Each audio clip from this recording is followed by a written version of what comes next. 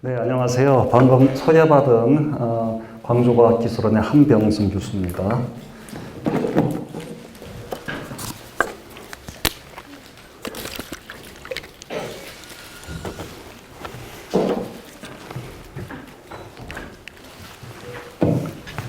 제목을 슈레딩거 고양이와 양자기술로 했는데 제가 생각했던 것보다 연령이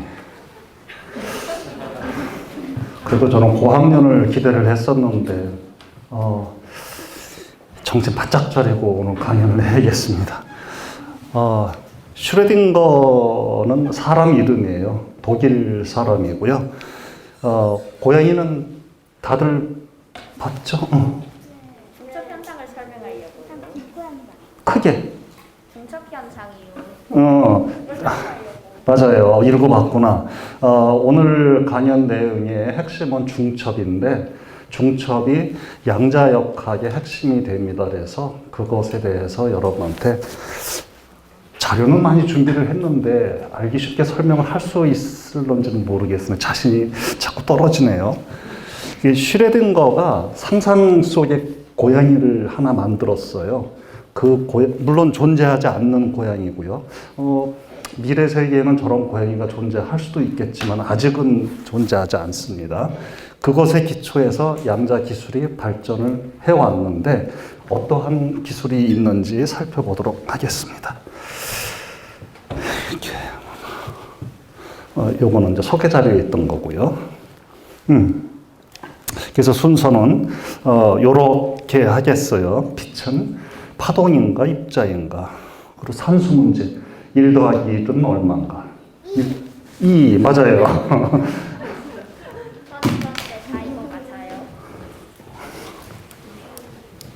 잘 못 들었어. 전 4인 것 같아요. 4도 돼. 공부 정말 많이 했네. 4도 되는데 왜 그런지 한번 살펴보기로 하죠. 단일 광자의 양자 중첩은 무엇이고 확인 가능한가? 그러니까 양자 중첩 얘기가 나오죠. 이 양자 중첩이 무엇인지. 아니땡 굴뚝의 연기? 아니땡 굴뚝이 연기가 안 나죠. 근데 양자 역학에서는 연기가 날 수도 있습니다. 슈레딩거 고양이 이어서 그다음에 양자 정보와 코펜하겐 해석에 대해서. 이 코펜하겐이라는 거는 덴마크죠. 덴마크에 있는 도시 이름이에요. 그 도시에서 100년 전에 사람들이, 물리학자들이 모여서 양자역학이 무엇인가에 대해서 열띤 그 토론을 했던 그 역사가 있습니다. 그것에 의해서 양자역학이 무엇인지가 뭐 정의되었다라기보다는 사람들이 동의를 해오고 있는 겁니다. 아직도 완벽하게 양자역학이 무엇이다라고 하는 데에 대한 정답은 없습니다. 진행 중이기 때문에. 무지개는 다들, 학생 여러분 다들 봤죠? 무지개 한 번씩은. 한국에서는 무지개 보기가 쉽지가 않아요. 이게 무지개를 보려면 대기가 맑아야 되는데, 미세먼지라든가 이런 오염으로 인해서 보기가 좀 힘든 상황이에요. 내가 어렸을 때는 참 자주 봤었는데, 무지개의 원리입니다. 왜 무지개가 생기는지. 저게 태양빛 있잖아요. 태양빛은 색깔이 없죠. 근데 실제로는 색깔이 있는 겁니다. 이렇게. 어떻게 생기냐면, 굴절이라는 현상인데, 젓가락을 물에 넣으면은 젓가락이 휘어지죠, 물 속에서. 그거하고 똑같습니다. 근데 파장에 따라서 휘어지는 정도가 틀려요. 파장이 짧으면 더 많이 휘어지고, 파장이 길면은 좀 덜 휘어지고, 그래서 파란색 계열은 파장이 짧은 건데 많이 휘어지고, 빨간색 계열은 좀 덜 휘어지고, 그래서 퍼짐 현상이 생겨요. 그것으로 인해서 이렇게 아름다운 색깔이 보이게 되는 겁니다. 자연이 우리에게 준 선물이에요. 실험실 내에서는 이러한 프리즘이라는 것을 써서 태양빛을 이렇게 무지개 색깔로 분리를 해냅니다. 색깔이 아주 깨끗해요. 혹시 여러분 집에 탁자에 유리판이 깔려 있으면 햇빛이 들어올 때 그 모서리를 한번 잘 보세요. 그러면 이 무지개가 보일 수도 있습니다. 혹은 뭐 있을까? 여름에 분수 옆에 가면은 또 무지개가 나타나죠. 이런 것들은 이제 굴절 현상에 의해서 생기는 것인데, 전자기파. 굉장히 길죠. 저 원자폭탄 터질 때 나오는 짧은 파부터 시작해서 우리가 이 핸드폰 통신할 때 쓰는 이 장파장까지 해서 이 파장별로 이렇게 나열을 해 놓은 겁니다. 그래서 여기 연역대가 뭐 기가헐츠라고 그러는데, 요 정도, 그렇죠. 10의 9승 정도 기가헐츠라고 그러는데, 거기가 우리가 통신에 쓰는, 무선 통신에 쓰는 파장대고, 근데 우리가 볼 수 있는 영역은 이렇게 많은데 요거밖에 안 돼요. 그거는 가시광선이라고 그러는데, 어쩌면은 저것도 자연의 선물일지 모르겠어요. 우리가 여기까지 볼 수 있으면 복잡해서 못 살 것 같아. 전자기파라고 좀 전에 얘기를 했는데, 빛은 전자기파의 일종입니다. 구분은 파장으로 구분하는 것이고, 그 영역대에 들어가 있으면 빛 이렇게 얘기를 하는 것인데요. 우리가 유일하게 볼 수 있는 구간이고요. 전자기파가 무엇인지에 대해서 정리한 사람이 막스웰이라는 사람이에요. 꽤 오래됐죠. 1865년이니까 지금으로부터 한 150년 전 얘기인데요. 전자기파 빛이라고 생각해도 좋고요. 여러분이 무선 통신할 때 쓰는 무엇인가가 갈 텐데, 그러한 파입니다. 똑같아요. 빛하고. 유일하게 차이는 주파수가 다른 거. 파장의 역수가 주파수예요. 그래서 어떻게 전자기파가 정의되냐면, 이렇게 진동을 하면서 갑니다. 그 진동하는, 복잡하게 수식 써놨는데 다 잊어먹고, 다음 장에서 나올 텐데, 진동을 하면서 가는데 전기파하고 자기파가 합해진 개념입니다. 두 개는 서로 다른 것 개념인데, 두 개가 합쳐져서 반드시 전기파가 있으면 자기파가 존재를 하고, 물론 전기파가 자기파에서 훨씬 크기 때문에 통상 자기파는 얘기를 안 합니다. 그걸 뭐라고 그러죠? TV나 전자기기 옆에 있으면 몸에 전자파. 그래. 그때 나오는 전자파가 요 개념이에요. 이 막스웰이라는 사람이 150년 전에 전자파는 이런 거야 라고 얘기를 한 겁니다. 좀 더 추가적으로 얘기하면, 자연계에는 네 가지 기본 힘이 존재하는데, 전기하고 자기는 그 두 개를 합쳐서 이제 하나의 힘으로 규정을 한 겁니다.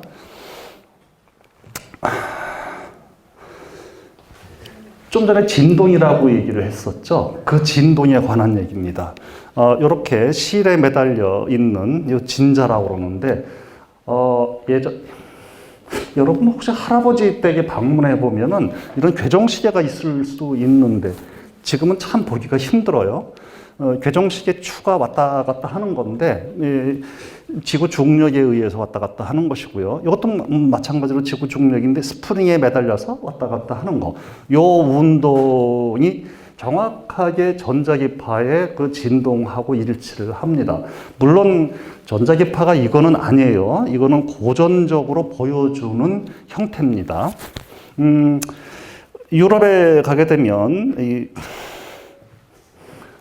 내 기억으로는 피사에 갔을 때 봤었는데, 자료를 찾아보니까 피사 얘기는 안 나오고 프랑스 얘기가 나와요.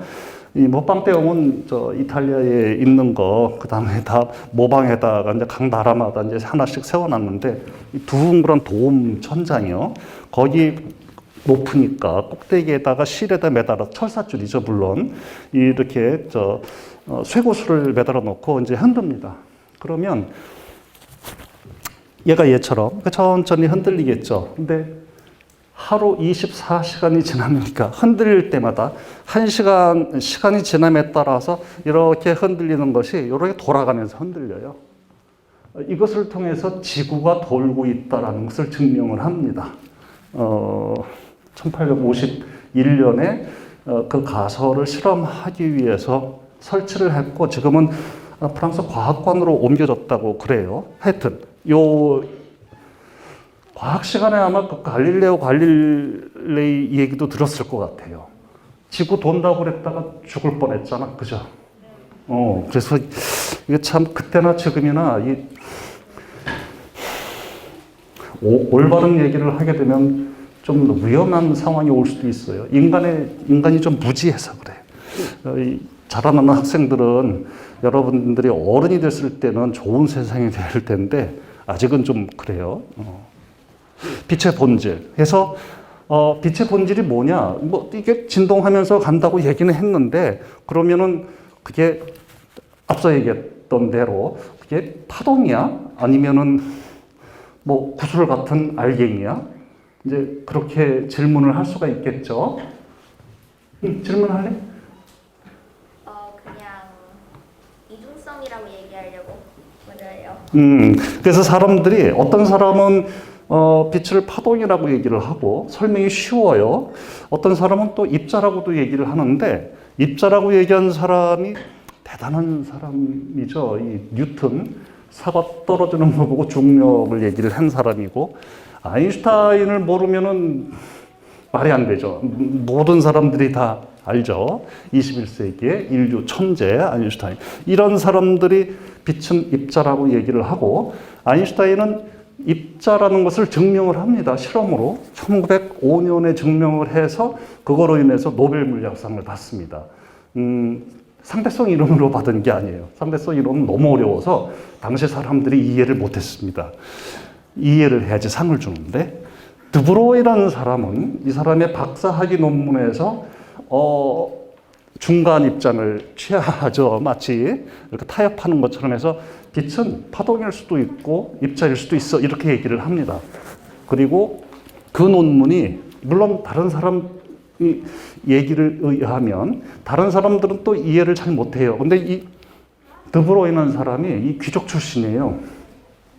그러니까 대학에서도 그 당시 한 100년 전이니까 그 당시에 유럽에서 이 교수님들이 함부로 옳다 그러다 이게 얘기가 힘들었나 봐요. 워낙 센 가문이라서.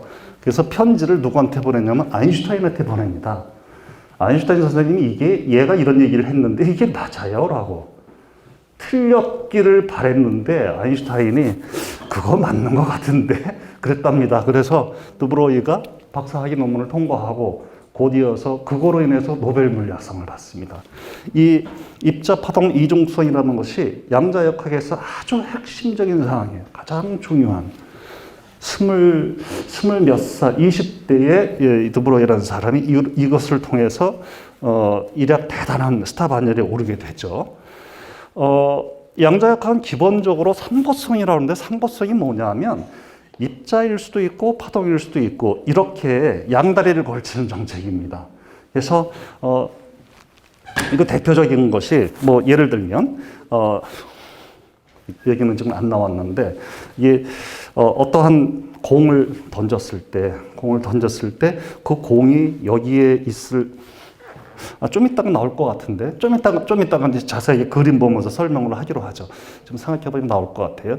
슈레딩거라는 사람은 아까 슈레딩거 고양이인데 바로 그 사람이에요. 그 사람이 입자를 파동으로서 설명을 하는 수학적 공식을 세웁니다. 그게 슈레딩거의 파동 방정식이에요. 양자역학을 공부하면 슈레딩거 파동 방정식에서 떠날 수가 없어요. 그 정도로 중요한 것인데 요 사진은 요 20년 양자역학이 막 태동할 무렵입니다. 그때 1927년 아마 학회 장소였을 것 같아요. 거기서 찍은 사진인데 여기 아인슈타인이 있고요. 여기 있는 사람이 보어라는 사람이에요. 보어라는 사람이 이 상보성을 얘기하는데 양자역학에 있어서 아주 중요한 인물입니다. 이 보어라는 사람하고 아인슈타인하고 싸움을 많이 했어요. 그 싸움한 것을 나중에 후세 사람들이 코펜하겐 논쟁 혹은 코펜하겐 해석 그렇게 얘기를 합니다. 이 두 사람 간의 싸움인데 그 천재 아인슈타인이 현재까지는 판정패입니다. 보어한테. 그래서 보어가 이겨서 양자역학이라는 것이 지금까지 살아남은 겁니다. 흥미로운 것은 이때 여기 사진에 나오는 인물 중 거의 한 반 정도 14명이 되는 사람이 노벨상을 받습니다. 그러니까 이 사진이 어마어마하게 중요한 사진이 되겠죠. 양자역학은 퀀텀이라는 말은 여러분 또 많이 들어봤죠. 이제 퀀텀이라는 것이 최소 에너지예요. 예를 들면 빛이 밝으면 다 빛이니까 그 빛을 줄여서 더 이상 줄이지 못할 때까지 내려갔을 때 아주 최소가 되는 에너지, 그것을 퀀텀이라고 그럽니다. 그 다음부터는 그 퀀텀이라는 것이 이제 개수를 셉니다. 하나, 둘, 셋 이런 식으로 개수를 세 나가는데 그 과정을 양자화라고 하는 겁니다. 그래서 퀀텀 미케닉스에서 핵심되는 것은 입자를 설명을 할 때 입자는 셀 수 있는 것이고 구슬을 하나, 둘, 세듯이 빛 알갱이도 하나, 둘 센다는 얘기입니다. 중간은 없습니다. 이거는 고전역학하고 완전히 차이가 나는 개념이고요. 그리고 입자성을 얘기를 하고요. 따라서 에너지를 측정을 하게 되면 이렇게 하나, 둘, 셋 이런 식으로 밖에는 측정이 안 된다는 얘기입니다. 이거 나오네요. 이제 보호 모델인데 그래서 이제 아주 중요한 질문이 그러면 우리가 원자는 그때 다 알려져 있었습니다. 러더포드라는 사람이 실험을 통해서 원자 핵이 있고 전자가 하나 있고 전자가 있습니다. 전자를 어떻게 설명을 했냐면 이렇게 태양계죠. 태양을 도는 지구처럼 이렇게 빙빙빙빙 돌고 있어라고 해석을 했는데 이 물리학적으로 원운동은 이게 가속운동이기 때문에 에너지를 잃게 돼요. 궁극적으로. 에너지를 잃으면 태양으로 퐁당 빠져들게 되죠.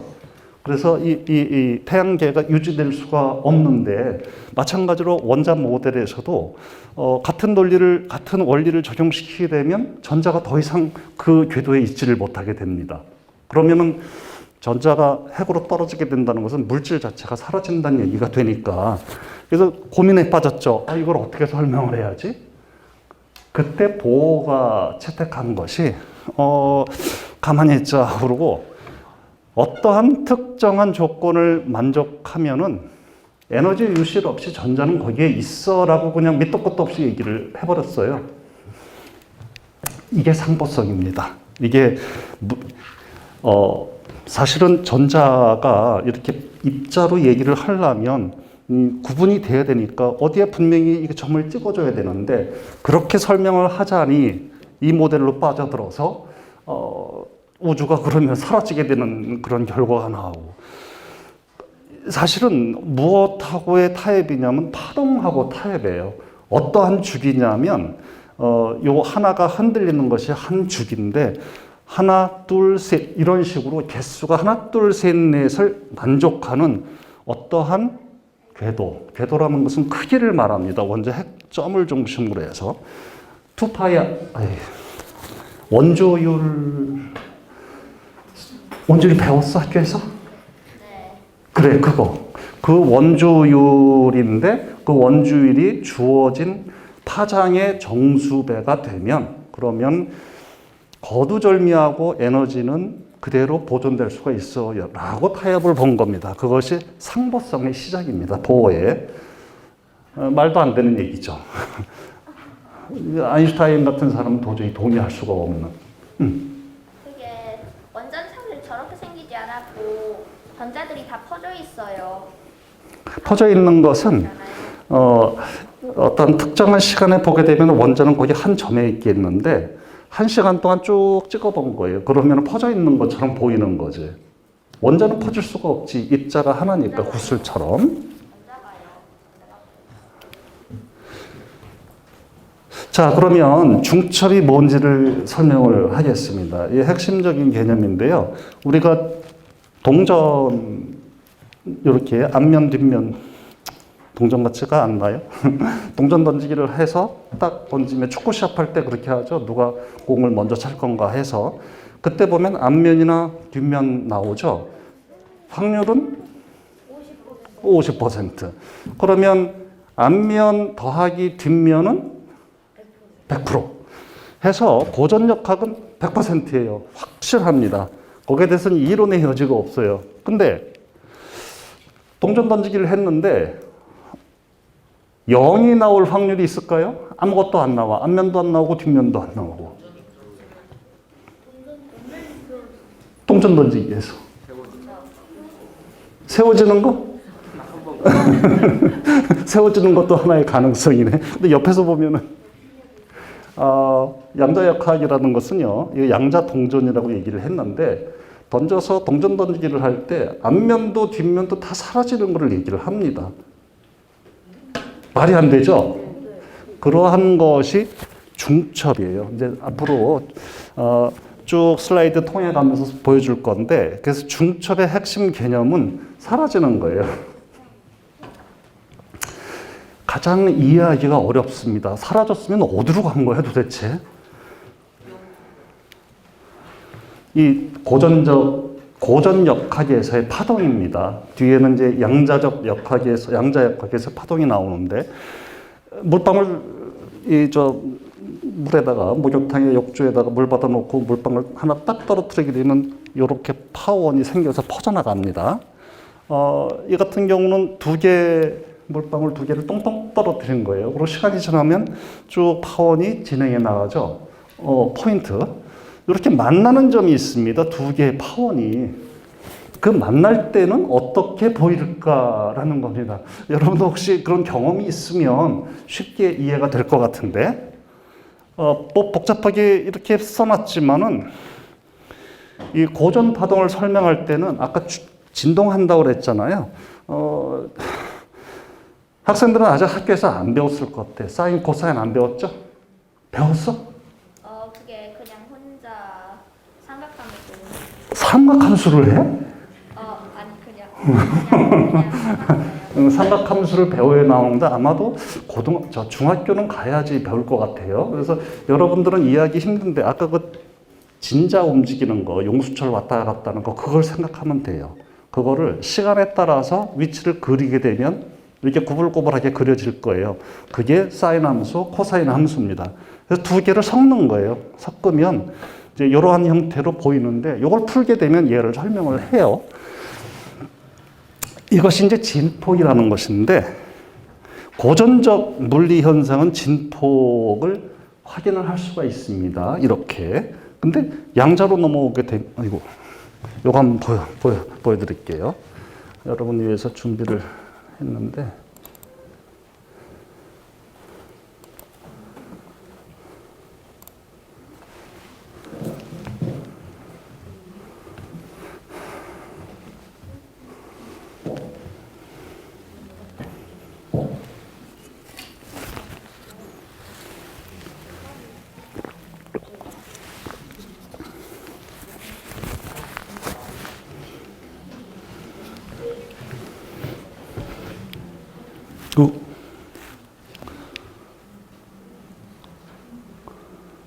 이 조용한 거를 봐야 돼요. 이 파원이 퍼져나가는, 여기도 그렇고, 이렇게.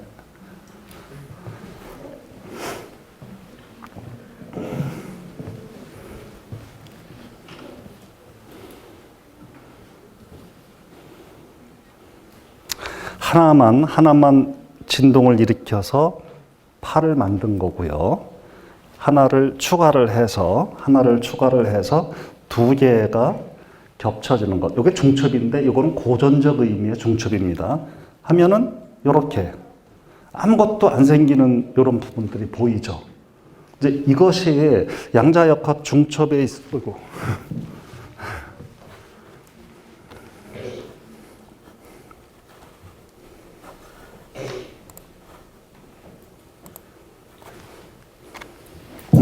양자역학 중첩에 있어서 그 중첩과 비슷하게는 보입니다. 비슷하게는 보이지만 사실은 똑같은 게 아닌데요. 근데 그냥 그렇게 사라지는 것을 양자역학에 있어서 0이라고, 이제 양자역학적으로 이게 이중 슬릿 실험인데 1801년에 영국일 겁니다. 영국의 토마스 영인데, 영이라는 사람이 이 실험을 했어요. 태양빛으로 집에서 자기 거실에서 실험을 했는데, 참 대단하죠. 이렇게 관찰력이 많았어, 이 사람이. 그래서 이 슬릿을 만들어 놓고 태양빛을 통과하니까 이러한 점이 발견이 되는 거예요. 이렇게 사라지는 부분이. 근데 그거를 저 영은 어둡다라는 말로 표현을 했는데 이제 사라져서 아마 그렇게 됐었을 거예요. 그랬을 때 이렇게 사라지는 부분이 좀 전에 그 유튜브에서 봤던 저 조용한 것하고 비슷하게 맞을 것 같죠? 맞는 것 같죠? 이제 그러한 것들이 이렇게 생겨나는 겁니다. 이러한 것이 두 개를 더했을 때, 이게 복잡한데 신경 쓰지 말고, 하나와 하나를 더했을 때, 어디에 있느냐, 1 더하기 1이. 그거는 가장 적게는 아무것도 없습니다. 이게 중요한데, 아무것도 없고, 가장 크게는 2가 돼야 되는데, 2가 아니고 4가 돼요. 근데 이것이 양자중첩에 있어서의 핵심 사항이 되겠습니다. 그래서 1 더하기 1은 더 이상 2가 아니게 됩니다. 이거 중첩의 원리고. 따라서 사람들은 중첩하면은 쉬운 것도 같은데 실험적으로 관측이 되니까. 근데 그거를 설명을 하자니 너무 어려운 거예요. 설명도 잘 안 되고. 기껏 할 수 있는 게 이렇게 수학을 빌려서 설명을 하는데 수학을 빌리는 순간 그는 더 이상 물리가 아니죠. 설명을 잘 해야 되는데 물리라는 것은. 여기서 중요한 것은 이 허수에 학생 여러분 아직 허수는 배웠어? 허수는 루트 마이너스 1. 오, 안 해? 네. 요즘 학생들 너무 똑똑해. 허수를 알아야지 전자기파를 이해를 하는데요. 고전적으로는 설명이 안 됩니다. 우리 일상생활에 그런 건 나오지 않아요. 따라서 이해하는 것 자체가 어렵습니다. 허수를. 이 허수 개념 때문에 이러한 중첩 현상이 생기고 0이라는 것이 가능해집니다. 이게 수학적으로는 너무나 간단한데 물리적으로 설명을 하자니 이제 어려워지는 거죠. 더 나가 볼까요? 좀 전에는 이제 빛으로 했어요. 빛으로 했으니까 빛을 파동으로 이해하면은 뭐 그럭저럭 이해는 할 것 같아요. 유튜브에서 보여주었듯이. 근데 그 빛의 세기를 줄여서 이제 가장 적은 퀀텀 수준까지 왔어요. 한 개의 빛 알갱이만 나옵니다. 빛 알갱이 한 개를 한 번에 한 개예요. 한 번에 한 개씩 해서 결과를 사진 건판에다가 점점점점 찍히는 것, 그 결과를 쭉 모은 겁니다. 해서 보니까 이렇게 이해를 해서 빛 알갱이 하나니까 구슬 하나씩 던진다고 생각을 하면 되는데 빠져나간 구슬은 직진해가지고 여기 맺힐 테니까 두 줄만 생기겠죠. 근데 실험을 해보니까 웬걸? 이 파동했을 때의 간섭무늬 현상이 나온 겁니다. 실제로 이 미궁에 빠졌어요. 왜 미궁이냐면 단 한 개의 입자니까. 이걸 어떻게 설명을 할까? 여기에 사실은 모든 것이 있습니다. 양자역학에. 어떻게 설명하냐면은 자기가 자기랑 간섭을 일으켰다라고 설명을 해요. 근데 자기가 자기랑 어떻게 간섭을 일으켜요? 하나인데. 더 보시죠. 이게 이제 실험적으로 관측된 겁니다. 그래서 단일 광자를 하나씩 뭐 수만 번을 던졌겠죠. 나온 걸 보니까 그냥 빛을 쏘인 것하고 동일한 결과가 나왔어요. 거기다 추가해서 전자로도 사람들이 실험을 했고, 물리학자들이 참 부지런해요. 이거는, 그래핀이라는 얘기 좀 들어봤죠? 그래핀은 이 탄소를 이게 평면으로 펼친 거예요. 한 개씩, 탄소 원자 한 개씩. 그거를 동그랗게 마른 겁니다. 2차원인데 마치 3차원처럼 보이죠? 고온 구조를 만들었는데 60개를 썼어요. 탄소 원자 60개를 써서 얘를 또 한번 그렇게 이중 슬릿에 통과를 시켜봤어요. 그랬더니 역시 간섭무늬가 생긴 거예요. 이러한 실험을 최근까지 했습니다. 2000개까지 만들어 봤어요. 아까 탄소로 2000개를 만들어서 해보니까 역시 또 간섭무늬가 나온 거예요. 이거는 2019년이니까 아주 최근이죠. 결국 입자가 한 개의 알갱이뿐만 아니라 60개 탄소 원자 혹은 2000개 탄소 원자도 같은 형태의 간섭무늬를 만들었다는 것이죠.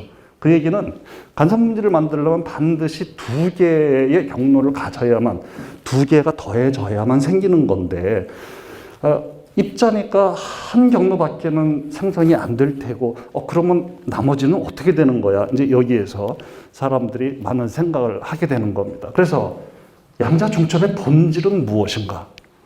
파동은 쉽습니다. 그나마 이해하기가.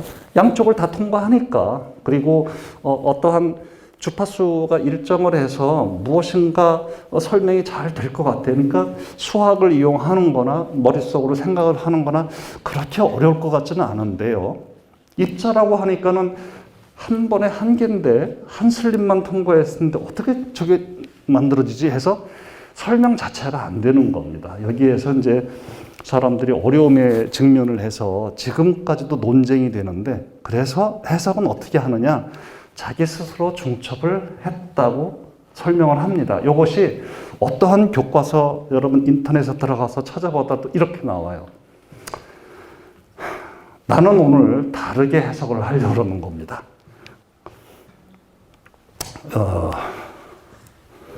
요 다음에 나올 것이 이 양자 기술에 있어서의 아주 중요한 도구가 되는 건데요. 얽힘쌍에 대해서 설명을 할 겁니다. 얽힘쌍이라는 것은 양자 중첩 두 개로 이루어지는 겁니다. 입자 두 개인데 각각의 입자가 중첩을 만족하는 조건이에요. 그러니까 조금 다르죠. 양자 중첩을 이해하면 양자 얽힘도 이해를 하는 거고, 양자 중첩을 이해 못하면 얽힘도 이해를 못합니다. 양자 얽힘을 이해 못하면 양자 기술 자체가 이해가 안 되는 거고요. 그래서 제가 얘기할 때 중첩이 기본이라고 얘기를 하는 것이고요. 이거는 이제 단순하게 중첩이 뭔가 하는 의미에서 색깔을 섞은 겁니다. 무지개 색깔이에요. 무지개 색깔을 빨간 거, 녹색을, 빨간색, 녹색을 섞으면 노란색이 나와요. 빨간 거, 파란 거 섞으면은, 이건 마젠타라고 하는데 우리한테 익숙하지 않은 단어입니다. 색깔도 그렇고, 이러한 색깔이 나오고, 녹색하고 파랑 섞으면 하늘색이 나옵니다. 근데 이거는 이야기가 상대적으로 쉬워요. 왜냐하면 그 중간 거니까, 빨간 거, 녹색, 그 중간이 노랑 되잖아요. 그 다음에, 녹색, 파랑, 녹색, 파랑, 중간이 이 하늘색. 그래서 이거는 쉽게 이해가 돼요.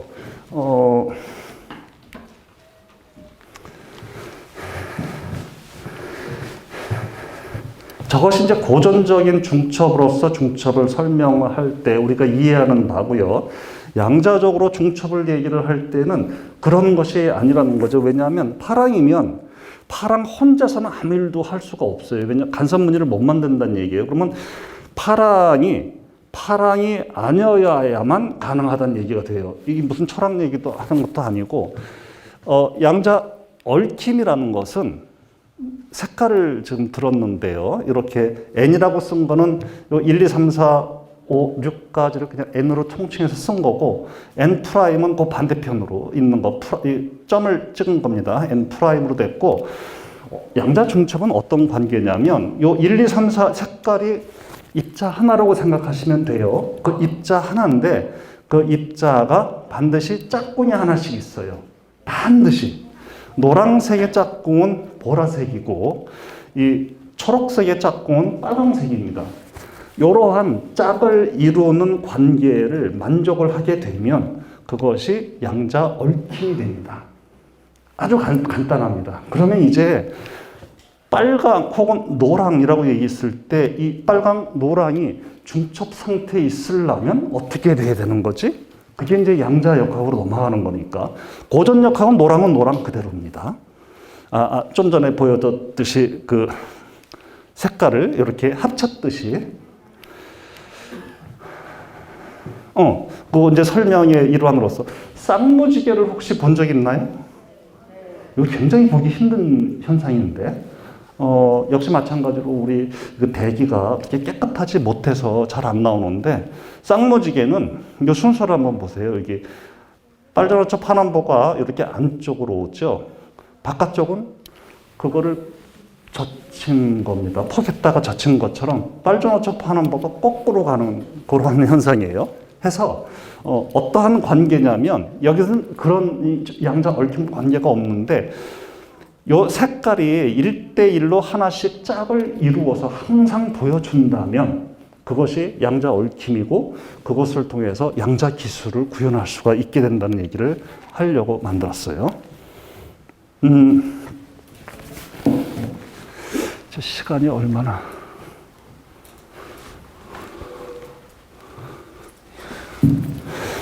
해서 이제 단일 광자 실험으로 아니땐 굴뚝의 연기라는 제목으로 이 슬라이드를 만들었는데요. 단일 광자 한 개를 보냅니다. 요것은 빛 가르개라고 하는 것인데요. 여기서 이렇게 빔이 들어오게 되면 이게 두 개로 나눠지는 그러한 기구예요. 그런 광학 기구인데 여기도 똑같은 거를 씁니다. 그러면 들어왔던 요 단일 광자는 얘를 마하젠더라고 그래요. 이 경로를 거쳐서 이렇게 가든지 이렇게 가든지 둘 중에 하나죠. 둘 중에 하나를 거쳐서 이렇게 나가든지 이렇게 나가든지 역시 둘 중에 하나로 나가야 됩니다. 요것이 요 이중 슬릿 실험하고 동치가 됩니다. 똑같은 얘기인데 빛 하나가 들어와서 갈라졌죠. 이중 슬릿으로 갈라져서 나가서 여기서 뭉쳐졌죠. 요 스크린에서 뭉쳐져서 보여주는 겁니다. 다만 이중 슬릿은 경로가 하나밖에 없어요. 밖으로 나가는 게. 근데 여기서는 두 개를 다 보여주는데 서로가 반대 방향으로 움직이고 있고요. 자, 이 실험에서 무엇을 할 거냐면 한쪽은 수직이고 한쪽은 수평이고 평광이라는 얘기인데 또 여러분한테 어렵게 들릴 것 같아요. 이렇게 수직으로 진동하는 것하고 이렇게 수평으로 진동하는 것하고 두 개를 섞게 되면 아무 일도 안 생겨요. 그거는 서로가 반대 방향으로 작동되기 때문에 그런데 뭐 깊게 생각하지 마시고 그러한 조건을 만든 겁니다. 그래서 이 출력을 보게 되면 간섭무늬가 안 생기는 조건이에요. 왜냐하면 서로 반대 방향에 이거 기저 상태라고 하는데 반대 방향으로 진동하는 편광이라고 얘기를 하는데 그러한 것들을 구성했기 때문에 근데 다 끝났어요. 이것을 통해서 나오면 더 이상 이거를 어떻게 할 수가 없어요. 이미 종료가 된 상황이에요.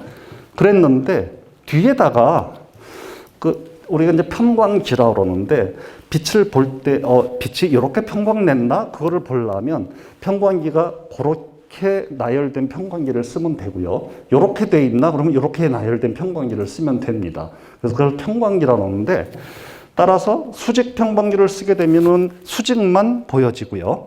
수평 편광기를 쓰게 되면 수평만 보여지게 됩니다. 근데 걔를 한 반으로 만들었어요. 45도로. 그랬더니만 어떠한 현상이 생겼냐면 간섭무늬가 갑자기 생긴 겁니다. 이게 무슨 얘기냐면 어떠한 사건이 이미 종료가 됐는데 뒤에서 무엇인가를 다르게 보았어요. 그랬더니만 그 사건 전체가 뒤바뀐 겁니다. 이 실험을 이 윌러라는 사람이 최근이죠, 비교적 1983년에 사고 실험을 한 거예요. 이렇게 해보면 혹시 이런 현상이 생기지 않을까 해가지고 이 사후 선택이라는 말로서 했는데 실험 결과 일단 편광기 설명을 했네요. 편광기라는 것은 요렇게 이제 수직 편광판인데 이거는 이게 줄을 긋는 거예요. 철사줄을 촘촘히 해도 마찬가지로 이제 같은 현상이 생기는데 여러분 철사줄 이렇게 촘촘한데 이렇게 보게 되면 이런 모양으로 보이게 될 겁니다. 이렇게 되면은 그 모양을 따라서 보이고 이제 그런 건데 따라서 결정되는 것은 이렇게 수직으로 편광된 빛만 나오는데 요 편광 두 번째 편광기를 이제 바꿀 겁니다. 바꿨을 때 같은 편광기를 쓰게 되면 당연히 얘가 보일 테지만 이 수직으로 돌려서 보게 되면은 그때는 아무것도 안 보입니다. 이제 이것이 물리 법칙으로 나오는데 이렇게 중간쯤 돌렸더니만 어떻게 나오는가? 이게 뭐 보이고 안 보이고 그 문제가 아니라 이렇게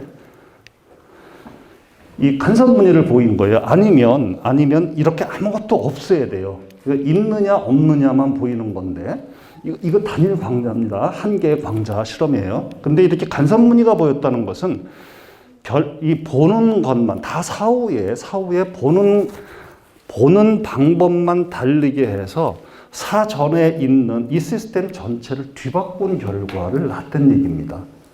이것도 도저히 납득이 안 되는 얘기예요. 이것을 이제 사후 선택이라는 이름으로 했고요. 그래서 이제 쟁점인데, 좀 더 정교한 실험으로 들어가면 어떻게 했냐면, 빛이 얘를 딱 통과를 해서 얘가 작동되기 될 때까지 이미 한참 진행을 했고, 작동된 때에는 더 이상 돌아가서 무슨 일을 하지 못할 정도로 그러한 실험 셋업을 해놓고 나서 해도 역시 마찬가지로 보였다는 얘기라서 결론은 사후 선택으로 역사를 바꿀 수 있나? 이렇게까지 이제 진화가 되는 겁니다. 이게 말이 안 되는 얘기죠. 이미 사건이 종료가 됐는데 그것을 뒤에 무슨 일을 한다고 해서 그 사건이 바뀔 수는 없잖아요. 달리 얘기를 하면 안입된 굴뚝에도 연기가 날 수 있다는 얘기입니다. 그것이 양자역학의 세계고요. 아마도 뒤에서 좀 더 자세한 것이 나올 것 같은데, 요거는 우리 지스트에서 실험을 한 겁니다. 비슷하게 실험을 했는데요. 이 평광기를 뒤에서 돌려서 한번 봤더니, 평광기가 있을 때는 이렇게 간선문이, 없을 때는 동일한 결과를 냈어요. 근데 흥미로운 것은 왼쪽 거는 왼쪽 거는 단일 광자를 쓴 거고 오른쪽은 그냥 레이저 빛을 쓴 거예요. 두 개의 결과가 동일하다는 거죠. 근데 레이저 빛은 통상적으로 양자역학이라고 얘기를 안 하거든요. 그래서 이제 주요한 결론에 이르러야 되는데, 빨강색이라고 그러죠. 이렇게 수직으로 평광된 것. 빨강색이 정말 빨강색 혼자만 있는 거냐? 양자역학, 양자세계에서는 그렇지 않다는 겁니다. 이것은 제가 얘기하는 거예요. 제가 해석하는 건데, 빨강색은 그 주변에 있는, 뭐 이를테면 이 초록색하고 보라색하고 이를테면입니다. 두 개가 합쳐진 거야. 왜 무지개 색깔로 해서 여러분 이렇게 섞었을 때 빨강색, 녹색 섞으면 노란색 나오잖아요. 그게 더 좋겠다. 노란색은 정말 노란색이야? 아, 노란색은 빨간색하고 초록색하고 합쳐진 거야. 그러니까 사실은 두 가지 색이야. 이렇게 얘기할 수도 있잖아요. 이제 저 같으면 양자역학을 그렇게 설명을 한다는 거죠. 단일 광자, 단일 입자에서도. 그래서 이 큐빗이라는 것이 이제 이 양자 얽힘 상태인데요. 큐빗이 컴퓨터 정보에서 트랜지스터에 해당하는 것이에요. 온오프. 그것밖에 없습니다. 그 온오프가 켜지면 1이고 꺼지면 0이에요. 두 개가 중첩된 것이 큐빗인데, 단일 광자잖아요. 단일 광자니까 단일 광자하고 진공하고. 진공이 진공이냐? 그렇지는 그건 나중에 이제 설명을 하기로 하고요. 진공하고 자기 자신하고. 그러니까 이제 아까 이종슬리 실험에서 혹은 마하젠더에서 경로가 두 개가 있었는데요. 단일 광자가 들어와서 반드시 한 경로만 가잖아요. 그 한 경로를 한 경로를 가는 건 맞을 겁니다. 물리 법칙상. 다른 경로는 비어 있느냐? 비어 있다고 안 본다는 거죠. 얘도 살아 있어서 두 개의 경로를 만족하는 무엇인가를 어떤 구성을 만족을 하고 결과적으로 간섭무늬가 생긴다. 이제 그렇게 볼 수가 있다는 거죠. 그래서 오늘의 주제, 슈레딩거 고양이가 무엇이냐? 살아있거나 죽었거나 합니다. 박스에 넣어놓고, 원래 슈레딩거라는 사람이 1935년에 이러한 사고 실험을 한 겁니다. 생각만 한 거예요. 박스에 넣어놓고, 거기다 어떤 장치를 했냐면은 이 폭발 장치를 해놨어요. 근데 그 폭발 장치라는 것은, 자연적으로 마치 그 원자가 감쇄해서 핵분열이라고 그러죠. 핵분열할 때 그 감쇄 반응이 있는데 그러한 것처럼 해서 우리가 알지 못하는 어떤 시간에 얘가 스위치가 켜지는 거예요. 그래서 폭발이 일어나. 그러면 고양이는 죽죠. 문제는 상자를 열어보기 전까지는 고양이가 죽었는지 살았는지를 몰라요. 이제 그것이 슈레딩거 고양이인데 중첩이죠. 죽은 고양이하고 산 고양이하고 두 개가 합쳐져서 있는 거야. 그러니까 얘는 산 것도 아니고 죽은 것도 아닌 게 되는 겁니다. 이게 이제 슈레딩거 고양이인데 실제로 큐빗 상태에서는 양자역학에서는 양자 정보에서는 어떻게 이 슈레딩거 고양이를 쓰냐면 눈에 보일 정도로 크니까 좀 전에 얘기했듯이 단일 광자가 아니라 단일 광자가 무수히 많아. 두 개가 될 수도 있고 세 개가 될 수도 있고 그래서 통칭 그냥 n이라고 쓴 겁니다. n은 어떤 넘버, 어떤 숫자 1, 2, 3, 4 아무거나 해서 아무것도 없는 것과 있는 것 그것하고 A, B라는 것은 경로입니다. 경로 A, 경로 B가 서로 뒤바뀌는 관계. 경로 A에 아무것도 없는 것, 경로 A에 모두가 있는 것.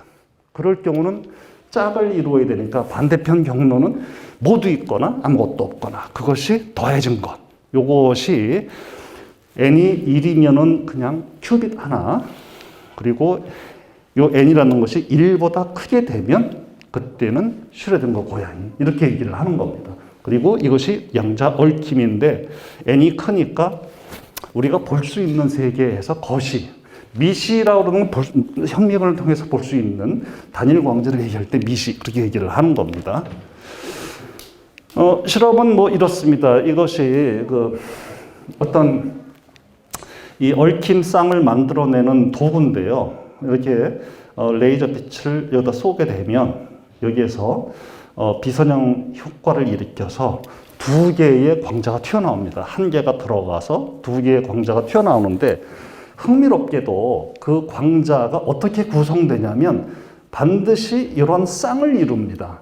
쌍을 이루는데 그 쌍은 물리학 법칙의 에너지 보존 법칙하고 가장 물리학 법칙의 양대 산맥입니다. 에너지 보존 법칙하고 운동량 보존 법칙. 애시당초 아무것도 없었으니까 그것을 만족하는 것. 그래서 아주 사이좋게 중심을 통해서 이렇게 나누어지는 그러한 쌍을 이루게 되는데 아주 질서정연하고 어떻게 쌍을 이룰지는 몰라요. 하여튼 쌍을 이루는 것만 알아. 이러한 것이 이제 양자 얽힘의 예를 만족하는 구성 요소가 되겠습니다. 자, 해서 거의 이제 끝났는데요. 양자 기술이라는 것은 이러한 양자 중첩의 기초를 한 큐빗은 두 개가 하나로 이루어지는 쌍입니다. 그 큐빗을 이용을 하는 겁니다. 그래서 첫 번째는 뭐 이미 양자 컴퓨터 나와 있죠. 우리가 사용할 만한 수준의 양자 컴퓨터는 아니지만 원리를 만족하는 양자 컴퓨터입니다. 나와 있고요. 양자 통신이라는 것은 은행이랑 뭐 거래를 하거나 아니면은 전장에서 지금 좀 불행한 얘기지만 저 우크라이나에서 전쟁이 일어났잖아요. 그럴 때 군 수뇌부에서 작전 지휘하고 이런 거 할 때 비밀 통신을 해야 되는데 그때 쓰는 얘기입니다. 여기는 해킹이 전혀 불가능한 방식의 통신입니다. 양자 통신.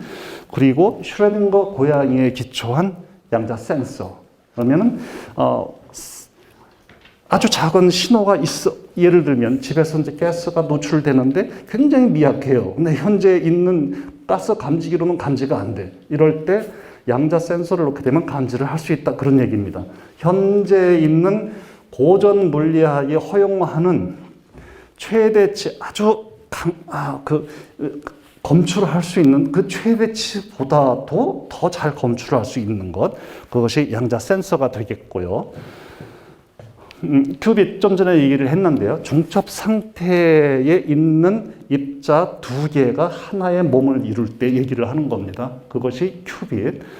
물론 아무것도 없어도 괜찮아요. 진공 자기 자신하고도 중첩해서 큐빗을 만듭니다.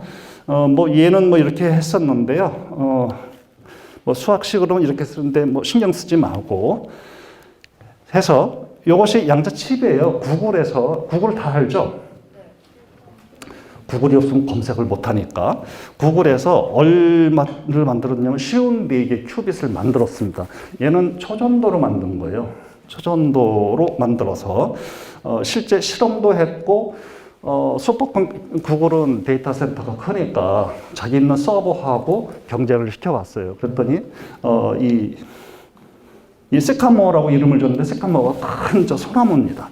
이 양자 칩이 자기들이 갖고 있는 서버보다 더 빨리 연산을 끝낸 겁니다. 최초로 양자 우위성을 증명한 것인데 이거 2019년입니다. 몇 년 안 됐죠. 시스템은 이래요. 이 칩이 요 밑에 들어가 있는데 이 전체가 뭐냐면 냉장고예요.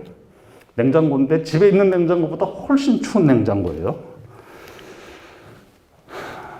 양자 얽힘성을 얘기를 했는데 두 개의 광자가 튀어나오는 1번, 2번인데 이렇게 만나는 점 그거는 이제 하나밖에 없어요. 여기에. 그럴 경우에 얘가 1번인지 2번인지는 모르는 거죠. 근데 하나만 있으니까 여기가 1번이면 얘는 반드시 2번, 여기가 2번이면 얘는 반드시 1번, 이러한 중첩 상태, 그것이 하나의 큐빗이 되겠습니다. 이건 양자 상관성이라는 것은 그 짝을 이루는 그 특정한 방식입니다. 그래서 예를 들면 빨강이면 반드시 보라가 나오는 이러한 형태의 쌍을 이루는 것이 만족되면 그것을 우리가 양자 상관성이 있다라고 얘기를 하고 양자 얽힘 쌍이라고 얘기를 하는 겁니다. 이 양자 기술의 필요성은 여기서는 더 멀리, 더 정확히 이 올림픽 모토인데요. 그랬는데 사실은 더 멀리라기보다는 도청을 안 당하는 더 안전하게가 맞겠습니다. 더 안전하게. 양자 컴퓨팅은 더 정확히는 맞는 것 같아요. 양자 센싱은 더 민감하게 못 보는 거를 보게 하는 거니까. 그래서 한계는 단일 광자를 쓰니까 정보 유실에 아주 취약해요. 하나가 잃어버리면 그 다음은 복구할 방법이 없어요. 왜냐하면 복제가 불가능합니다. 양자 정보는 불행히도. 그래서 이 디스크를 갖고 다닐 수가 없어요. 메모리 칩. 그것이 이제 한계인데 다중 큐빗으로 만들면 상관이 없습니다. 근데 이렇게 이게 슈레딩거 캣인데 다중 큐빗으로 만드는 게 또 어렵습니다. 현실적으로. 그래서 아직은 우리가 손에 쥘 수 있는 어떠한 물건으로 양자 기술이 응용되기는 좀 이르다. 이제 그렇게 얘기를 할 수 있겠고요. 요거는 뭐냐면은 몇 년 전에 왜 중력장 검출했잖아요. 중력장을 검출해서 이제 노벨상을 받았는데 그 중력장의 모형입니다. 간섭계예요. 마젠다 간섭계인데 이러한 형태를 마이켈슨 간섭계라고 그러고 이중슬릿 실험하고 결국 동일한 겁니다. 그랬을 때 얽힘쌍을 써야 되는데 얽힘쌍을 만들지를 못하니까 제대로 여기서는 다른 형태를 썼어요. 이 스피드라이스 압착이라고 얘기를 하는데 어쨌건 고전적인 그런 형태, 레이저 빛이 아니에요. 레이저를 갖고 하되 레이저 빛이 아닌 양자적 빛입니다. 해서 센싱 능력을 향상시킨 겁니다.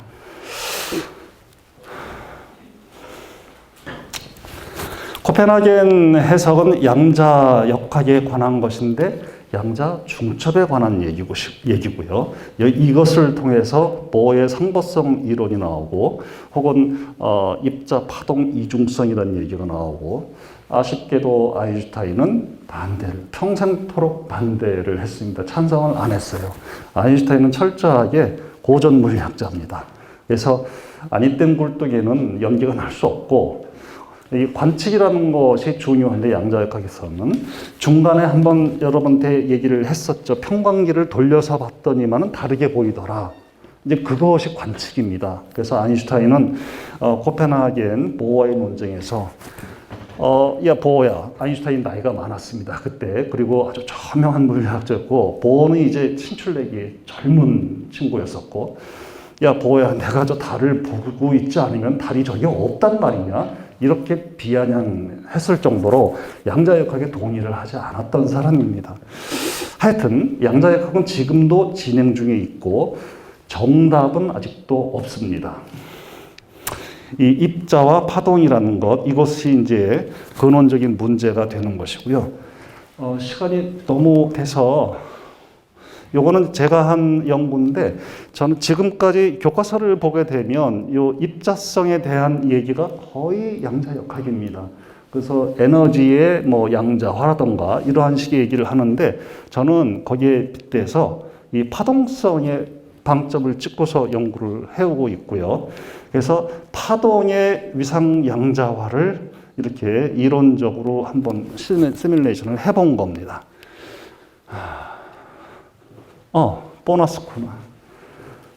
보너스 좋아하나요? 이건 뭐 넘어가고요. 평행우주라는 얘기 들어봤죠? 시간이 얼마 안 돼서. 평행우주라는 것은 나의 또 다른 내가 살고 있는 이 우주와 또 다른 우주에 살고 있다는 얘기죠. 그 내가 하나가 아니라 무수히 많다는 겁니다. 이것은 중첩 원리에서 오는 것이고요. 설명했듯이 노란색이 더 이상 노랑이 아닌 겁니다. 빨강과 녹색의 합. 그런데 이거는 쌍이잖아요. 그 쌍이 무한대로 확장된 개념입니다. 그것이 평행우주론이고요. 아직은 뭐 증명할 방법이 없죠.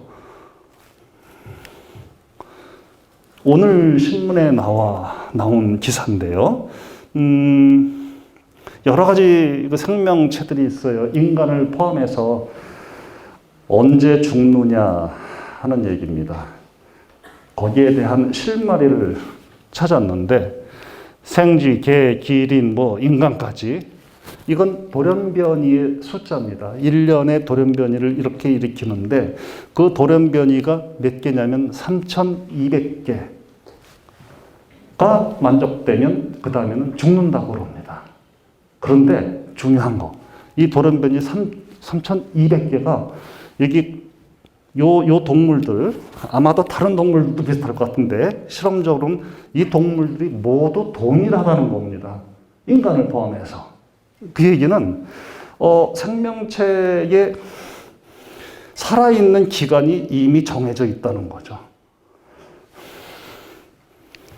해서 이것이 예정론인데요. 이 카톨릭 교회로 가게 되면 이 예정론이 굉장히 중요합니다. 그 예정론은 물론 종교적인 얘기인데요. 이 예정론은 정해져 있는 것이고 거기에 빗대어서 자유의지론이 있습니다. 정해진 예정론이지만 자유의지가 정해진 운명을 바꿀 수 있다는 얘기입니다. 고전물리는 그런 의미에서 예정론에 속하는 것이고요. 내가 중학교 1학년 때 보이저를 쐈어요. 그 보이저가 30년인가 40년 만에 태양계를 벗어났습니다. 무슨 얘기냐? 30년, 40년 전에 보이저라는 스페이스쉽이죠. 이 우주선이 어디에 갈지를 예측을 한 겁니다. 이것이 고전물리. 양자물리는 그렇지 않다는 겁니다. 양자물리는 예측이 불가합니다. 왜냐하면 확률적인 것이기 때문에. 그래서 그렇지만 더 흥미로운 것은 좀 전에 얘기했듯이 지연 선택이라는 것으로 인해서 후천적으로 어떠한 노력이 그 전에 있던 것들을 바꿀 수 있다는 얘기가 되는 것이죠. 그래서 저는 이렇게 얘기를 했는데 자유의지론에 혹시 비슷할 게 아닌가 해서 양자역학적 해석은 제가 내리는 해석입니다. 보이는 것은 더 이상 보이는 게 아닙니다.